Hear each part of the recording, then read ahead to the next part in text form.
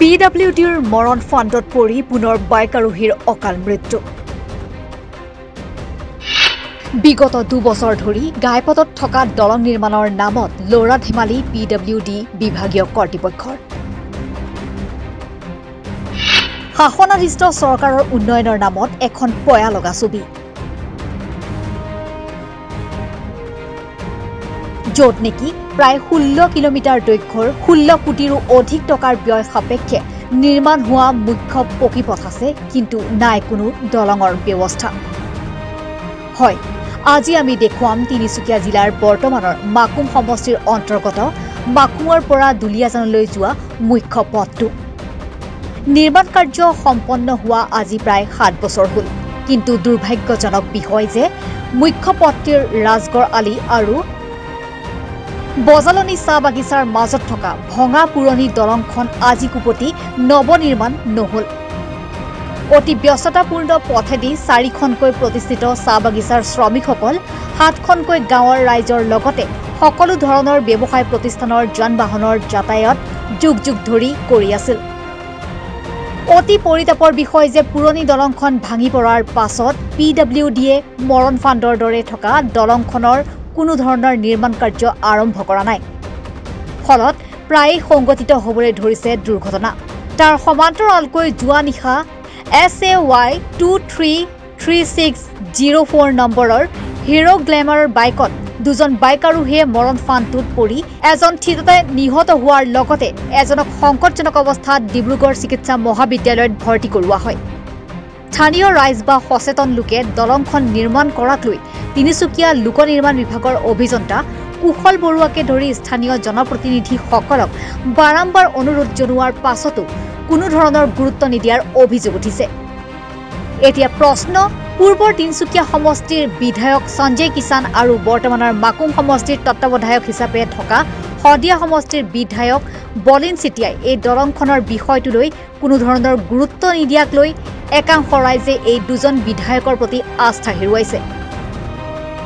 এতিয়া এই বাইক আৰোহীজনৰ মৃত্যুৰ পাছত দলংখন নিৰ্মাণ হ'বনে বিভাগীয় কৰ্তৃপক্ষই মৃত্যুৰ কিৰিলি ৰণ চাব, তাকে লৈ চিন্তনীয় হৈ পৰিছে স্থানীয় ৰাইজ।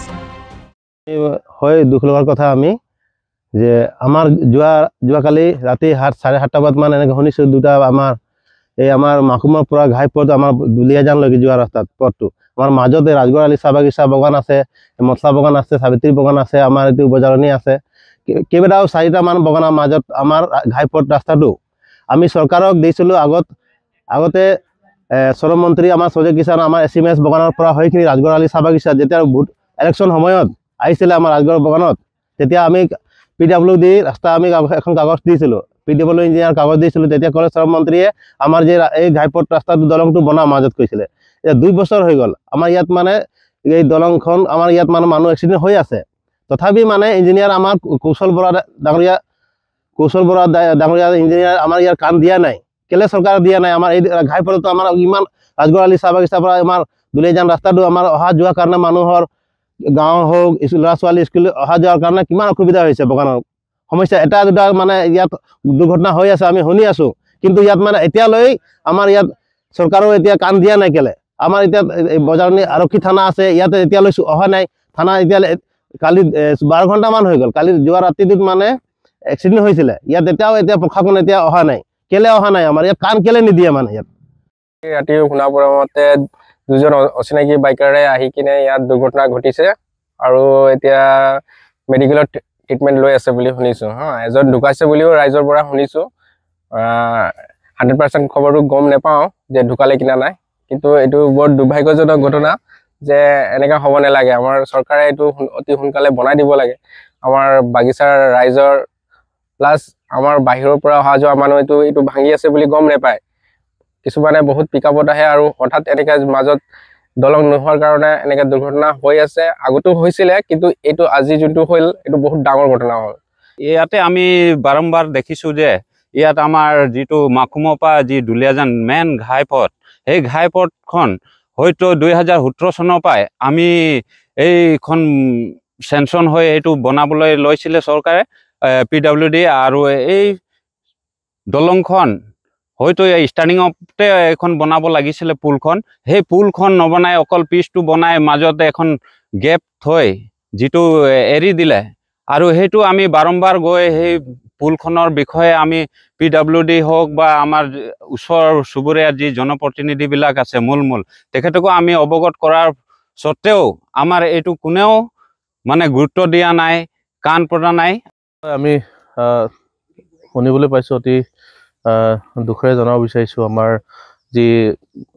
বজালনি মাকুম সংযোগী মূল পথৰ যি আমাৰ যোৱা ৰাতি যি আমাৰ দুৰ্ঘটনা পতিত হৈছে, আমি বিভাগীয় কৰ্তৃপক্ষক বাৰম্বাৰ আমি জনাই আহিছোঁ আৰু লিখিতভাৱে আৰু ফোনযোগে হ'লেও আমি জনাই আহিছোঁ বাৰম্বাৰ, কিন্তু আমাৰ আজিলৈকে একো সঁহাৰি পোৱা নাই। আৰু আমি